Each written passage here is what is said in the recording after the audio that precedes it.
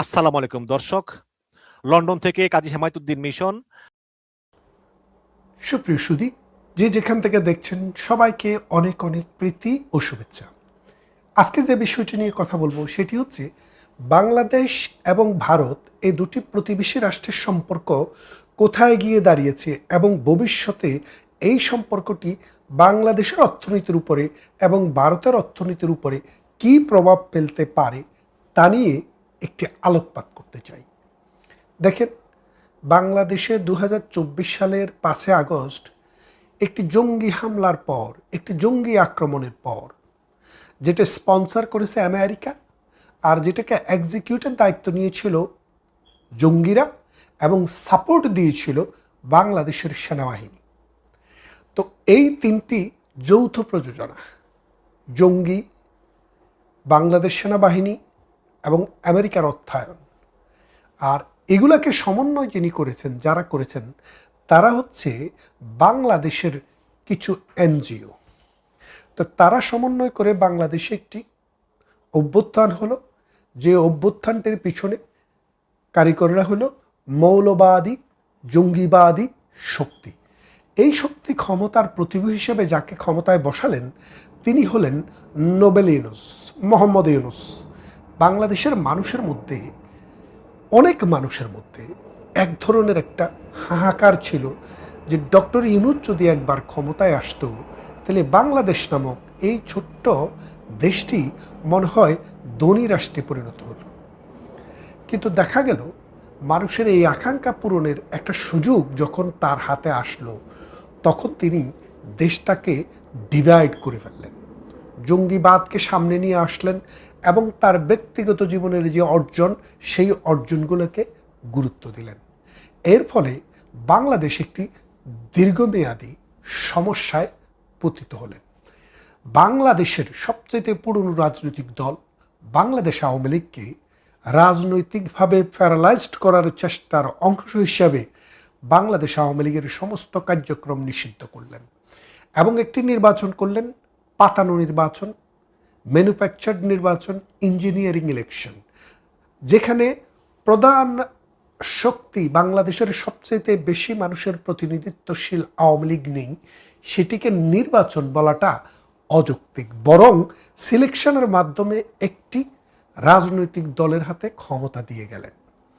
তো এর ফলে ভারতের সাথে বাংলাদেশের একটা দূরত্ব তৈরি হয়। দুইটা কারণ। প্রথমত, যখন জঙ্গি হামলা শুরু হয় বাংলাদেশে, তখন বাংলাদেশের প্রধানমন্ত্রী ভারতে আশ্রয় গ্রহণ করেন। এটা কিন্তু প্রধানমন্ত্রী শেখ হাসিনার জন্য প্রথম ভারতে আশ্রয় গ্রহণ নয়।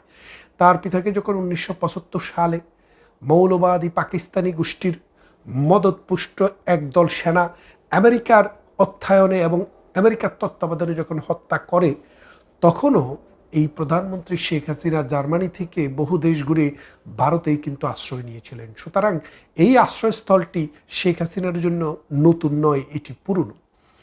এবং এই বাংলাদেশের জন্মের সাথে ভারতের সম্পর্ক ছিল। ৭৫ পরবর্তী সময়ে আবার অসাম্প্রদায়িক চেতনার হাতে ক্ষমতাটি যাক, সেই ক্ষেত্রেও ভারতের অনেক ভূমিকা ছিল। আজকের দিনেও এই অসাম্প্রদায়িক চেতনা বাংলার জমিনে আবার প্রতিষ্ঠা হবে, সেই জন্য ভারতের অবশ্যই ভূমিকা থাকতে হবে এবং থাকবে। আমেরিকার ভূমিকা থাকবে জঙ্গিবাদের উত্থানে, আর ভারতের ভূমিকা থাকবে জঙ্গিবাদের পতনে। খেয়াল করে দেখেন, ইরাকে জঙ্গিবাদ, সিরিয়াতে জঙ্গিবাদ, লিবিয়াতে জঙ্গিবাদ, আফগানিস্তানে জঙ্গিবাদ, পাকিস্তানে জঙ্গিবাদ, এই সমস্ত জঙ্গি দর্শনের যে অর্থ, এগুলো সব কিন্তু আমেরিকা স্পন্সার করেছে। আমেরিকার কারণেই কিন্তু পৃথিবীতে এই জঙ্গিবাদের বিকাশ হয়। আর এটা যেতে যেতে যখন ফ্র্যাঙ্কস্টাইনের দৈত্যের মতো হয়ে যায়, তখন আমেরিকা সেখানে এসে যুদ্ধে অংশগ্রহণ করে এবং সেই দেশটিকে ধ্বংস করে। এখন আমি যে কথাটি বলছিলাম যে ভারত ও বাংলাদেশ সম্পর্ক, খেয়াল করে দেখেন, ইউনুসের জামানায় ভারতের মানচিত্রকে ব্যঙ্গ করে বাংলাদেশে ভারতের কিছু অংশকে নিয়ে আসার চেষ্টা করেছে। ইউনুস ভারতের যে 7টি স্টেট রয়েছে বাংলাদেশের 3 পাশ ঘিরে, সেগুলোতে ব্যবসা বাণিজ্যের কথা, সম্প্রসারণের কথা চিন্তা করেছে ভারতকে বাদ দিয়ে। এবং বাংলাদেশে যে জঙ্গিরা, এরা বরাবরই ভারতকে হুমকি দিয়ে আসছে। এবং ইউনুস সরকার ক্ষমতায় আসার পর পাকিস্তানিদের বাংলাদেশে বিনা ভিসায় আসার সুযোগ করে দিয়েছে এবং সেটি এই তারেক রহমানের সরকারও কন্টিনিউ করছে।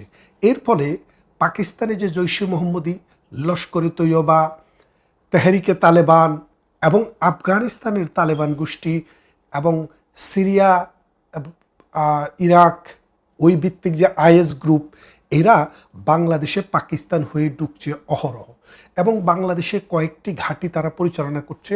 এখানে নিয়মিত জঙ্গিদের ট্রেনিং হচ্ছে। এই জঙ্গি ট্রেনিংয়ের মূল টার্গেট হচ্ছে ভারত, কারণ বাংলাদেশকে অলরেডি তারা নিয়ে নিয়েছে এবং তারা এই সাম্রাজ্য আরও এক্সটেন্ড করার জন্য ভারতের বিভিন্ন অঙ্গরাজ্যে এই হামলা চালানোর একটা পরিকল্পনা চলছে এবং এটা নতুন কিছু নয়, ভারত সেটা জানে। তত্ত্বাবধায়ক সরকার আসার আগে 2006 সালের আগে যে বিএনপি সরকারটি ছিল, ওই সরকারের সময়ে আপনারা জানেন যে বাংলাদেশে অনুপ চেটিয়া এবং পরেশ বড়ুয়া বাংলাদেশে বিয়ে শাদী করে এখানে ছেলেমেলে পড়িয়ে এখানেই জঙ্গিবাদী তৎপরতার কার্যক্রম চালিয়ে বিচ্ছিন্নতাবাদী আন্দোলন করত ভারতে এবং 10টা অস্ত্র যেটা ধরা পড়েছিল বিএনপির আমলে, সেটাও কিন্তু ভারতের এই বিচ্ছিন্নতাবাদী আন্দোলনকারী নেতাদের হাতে দেওয়ার জন্যই। যার কারণে ভারত বুঝেছে যে এই বাংলাদেশে বিএনপি সরকার বা জামাতের সরকার বা 4 দলীয় জোট সরকার মানে হচ্ছে জঙ্গিবাদের আস্তানা। এই জন্য তারা সবসময় খুব টেকনিক্যালি প্লে করেছে। কিন্তু এবার যখন বিএনপি সরকার ক্ষমতায় আসে, ভারত ভেবেছিল যে এই জঙ্গিবাদকে পরাহত করতে হলে, এই জঙ্গিবাদকে পরাজিত করতে হলে এই দেশে যে অসাম্প্রদায়িক চেতনার শক্তি, তাকে রাজনীতিতে ফিরিয়ে আনতে হবে। সেই জন্য অনেক দেন দরবার হয়েছে। তারা বলেছে আমরা ইনক্লুসিভ রাজনীতি চাই, অর্থাৎ সমস্ত দলের অংশগ্রহণের রাজনীতি চাই, যেমনটা তারা আগেও বলতো। এবং তারেক রহমানকে তারা মনে করেছিল 17 বছর ব্রিটেনে ছিল নির্বাসিত জীবনে, তিনি আর যাই হোক এই মৌলবাদী শক্তিকে কোনো রকম প্রশ্রয় দিবেন না। এই কথা মনে করেই কিন্তু ভারত এই তারেক জিয়াকে বাংলাদেশে প্রত্যার্পণে সহযোগিতা করেছে এবং এই নির্বাচনে যেন তারেক রহমান জয়লাভ করে আওয়ামী লীগের অ্যাবসেন্সে, সেদিকেও কিন্তু ভারতের একটা প্রচ্ছন্ন সমর্থন ছিল বলে অনেকে বলে থাকেন, যদিও এর কোনো সুনির্দিষ্ট প্রমাণ আমার কাছে নেই। তো এই ভারতের চাওয়া বা ভারতের পাওয়া, সেটার চাইতে বড় কথা হলো তারেক রহমান বাংলাদেশের ক্ষমতায় আসে। আসার পর 2 মাসের মাথায় 3 মাসের মাথায় তিনি বাংলাদেশ আওয়ামী লীগকে কার্যক্রম নিষিদ্ধ করে যেই প্রজ্ঞাপনটি জারি করা হয়, সেই প্রজ্ঞাপনটি তিনি আইন আকারে পরিণত করেন। তার মানেটা খেয়াল করে দেখেন যে বাংলাদেশ আওয়ামী লীগ এখন রাজনীতি করতে পারছে না। কার কারণে? তারেক জিয়ার কারণে। কারণ ডক্টর ইউনূসের সময় ছিল 60 দিন, 60 দিনের বেশি তার ক্ষমতা থেকে যাওয়ার পরে এটা আর কার্যকর থাকার কথা না, কিন্তু তারেক জিয়া সেটাকে প্রলং করলেন। যেমনটা 1975 সালে বঙ্গবন্ধুকে হত্যা করার পর ইন্ডেমনিটি অধ্যাদেশটি দিয়েছিল মোস্তাক, কিন্তু সেই মোস্তাকের অধ্যাদেশটিকে আইনেতে পরিণত করেন জিয়াউর রহমান। তাহলে খেয়াল করে দেখেন, বঙ্গবন্ধু হত্যার বিচারকে রহিত করেছিল জিয়াউর রহমান, আর পুলিশ হত্যা সহ আওয়ামী লীগের হাজার হাজার কর্মীকে হত্যার যে বিচার, সেটাকে রহিত করলেন কে? তারেক জিয়া। কারণ ওই দায় মুক্তি দিয়ে ডক্টর ইউনূস যে অধ্যাদেশটি জারি করেছিলেন, সেই অধ্যাদেশটি এই তারেক রহমানের সরকার পাশ করিয়ে দিয়েছে। এখন দেখেন, এই মৌলবাদী জঙ্গিবাদীদেরকে যারা রক্ষা করে, তারা কখনো মৌলবাদ এবং জঙ্গিবাদ নিয়ন্ত্রণে কোনো কাজ করবে না। এখন যে কথাটি মূল ছিল, সেই কথাটি ছিল সাম্প্রতিক সময়ে ভারতে একটি ভিজিটের কথা ছিল তারেক রহমানের। সেখানে 2টি শর্ত জুড়ি দিয়ে সেখান থেকে তিনি সরে আসলেন, কিন্তু আলটিমেটলি ভারত হারেনি, বাংলাদেশ জিতেনি। হেরে গেছে, মানে বাংলাদেশের তারেক জিয়ার সরকার জিতেনি, হেরে গেছে বাংলাদেশ। কেন হেরে গেছে আপনারা বলি। বাংলাদেশের অর্থনৈতিক উন্নয়নে, বাংলাদেশের অর্থনীতির গতি এবং মানুষের জীবনকে ঠিক রাখতে আমাদের বৃহত্তর প্রতিবেশী ভারতের যে কী পরিমাণ ভূমিকা, সেটা আপনারা যদি গত 53-54 বছরের ইতিহাসটা একটু খেয়াল করেন, তাহলে দেখবেন আমাদের যখনই বিদ্যুতের সমস্যা হয়েছে, আমরা ভারত থেকে বিদ্যুৎ এনেছি।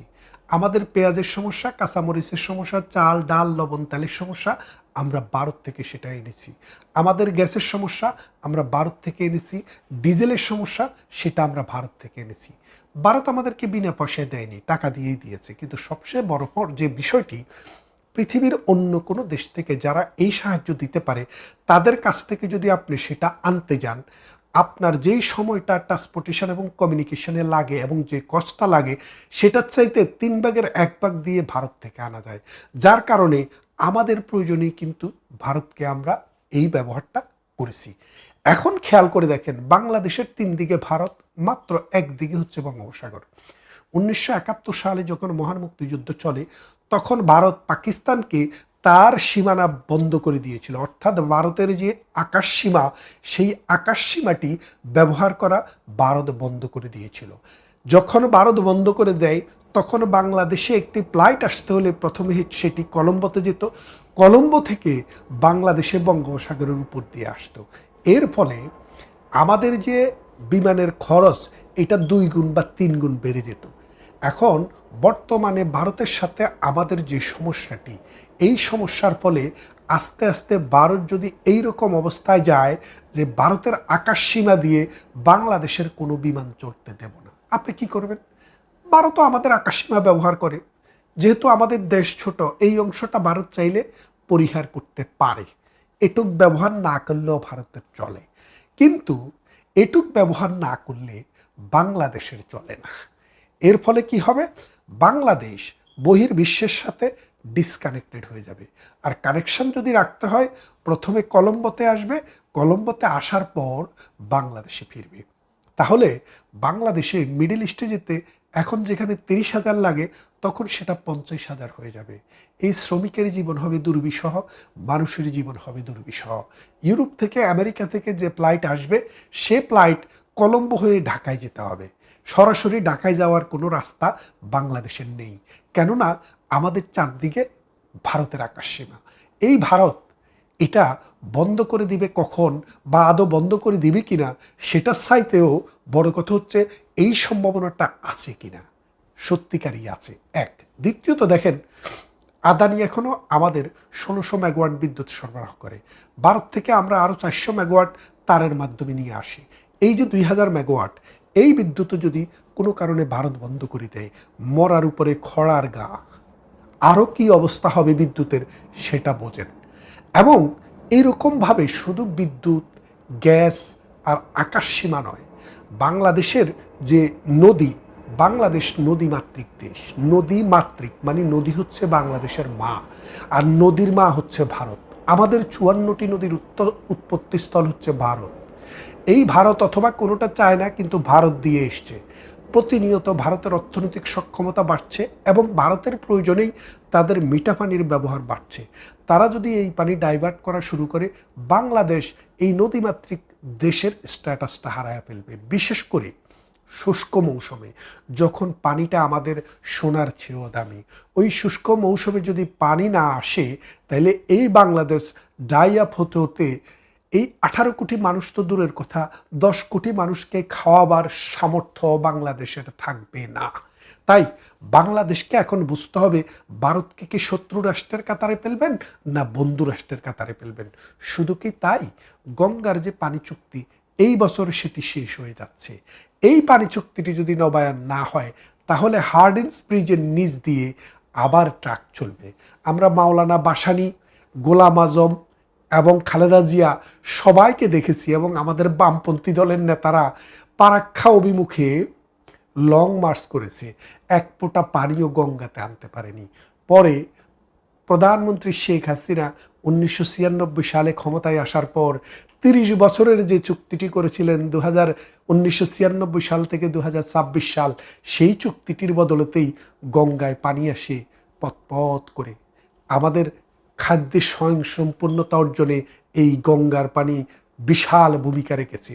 আজকে যদি এই গঙ্গার পানি বন্ধ হয়ে যায়, বাংলাদেশের অসভ্যতার কারণে, বাংলাদেশের অবন্ধুসুলভ আচরণের কারণে, জঙ্গিবাদী মনোভাবের কারণে এবং অকৃতজ্ঞ চেতনার কারণে, তাহলে এই দেশ, এই সমাজ, এই রাষ্ট্র সত্যিকার অর্থেই ধ্বংস এবং বিলীন হয়ে যাবে।